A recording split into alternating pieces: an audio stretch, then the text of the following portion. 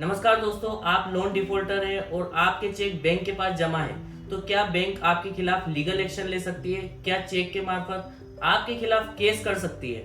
या फिर बैंक आपके चेक बाउंस करवा चुकी है, आपको वकील के लीगल नोटिस आ रहे हैं, 138 के नोटिस आ रहे हैं, या फिर बैंक आपके खिलाफ कोर्ट में केस फाइल कर चुकी है और आपको कोर्ट से समन्स, बेलेबल वारंट यानी कि जमानती वारंट, अरेस्ट वारंट यानी कि गिरफ्तारी वारंट आ रहे हैं, या फिर पुलिस किसी वारंट को लेकर आपके घर आ रही है, तो इन सब से कैसे निपटना है और इसके अलावा भी आपके कोई सवाल हो तो इस वीडियो में आपको सभी सवालों के जवाब मिल जाएंगे और इस वीडियो को देखने के बाद आपका टेंशन भी खत्म हो जाएगा। और हाँ, अगर आपने चैनल सब्सक्राइब नहीं किया तो जल्दी से कर लें, क्योंकि ये चैनल आपके लिए बहुत काम का है। तो आइए वीडियो को शुरू करते हैं। जब भी बैंक लोन देती है तो ज्यादातर बैंक लोन देते वक्त पार्टी के चेक अपने पास जमा रखती है। कई बैंक लोन बोरोवर के अलावा को बोरोवर या गारंटर के चेक भी अपने पास जमा रखती है, ताकि कल को लोन बोरोवर अगर पैसा न भर पाए तो बैंक उन चेक के माध्यम से पैसा वसूल सके। जब आप बैंक की ईएमआई नहीं भर पाते तो बैंक उन चेक को लगाकर अपना पैसा वसूलने का, ईएमआई निकालने का प्रयास करती है। अब स्वाभाविक सी बात है, जब किस्तें आप नहीं भर पा रहे तो वो चेक बाउंस होगा।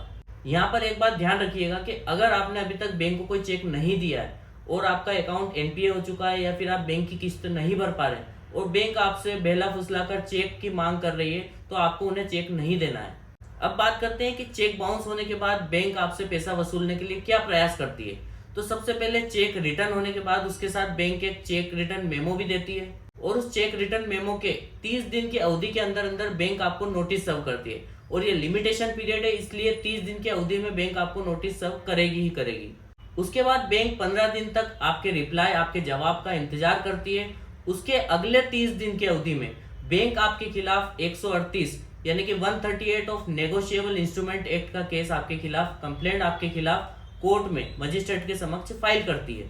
138 की कंप्लेंट फाइल करने के बाद रजिस्टर्ड होने से पहले आजकल आपको नोटिस सर्व होते हैं। नॉन कॉग्निजेबल ऑफेंस के संबंध में आपको नोटिस इशू होते हैं, ताकि आप कोर्ट के समक्ष जाएं और अपना पक्ष रख पाएं।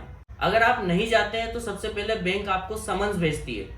समन्स पे भी अगर आप कोर्ट में नहीं उपस्थित होते हैं तो देन बैंक आपके खिलाफ जमानती वारंट यानी कि बेलेबल वारंट जारी करती है। अगर बेलेबल वारंट में आप कोर्ट के समक्ष उपस्थित हो जाते हैं तो ठीक है, वरना बैंक आपके खिलाफ गिरफ्तारी वारंट जारी करती है यानी कि अरेस्ट वारंट जारी करती है।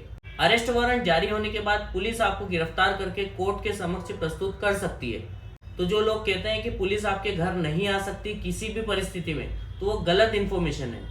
अगर पुलिस के पास गिरफ्तारी वारंट है तो वे आपको अपने घर से अरेस्ट करके कोर्ट के समक्ष ले जा सकते हैं।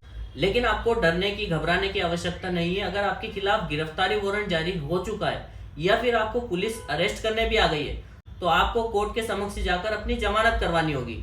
138 एक बेलेबल यानी कि जमानती अपराध है, आपको उसमें जमानत 100% मिल जाएगी। इसलिए आपको डरने की आवश्यकता नहीं है, बस कोर्ट में जाकर अपनी जमानत करवानी होगी।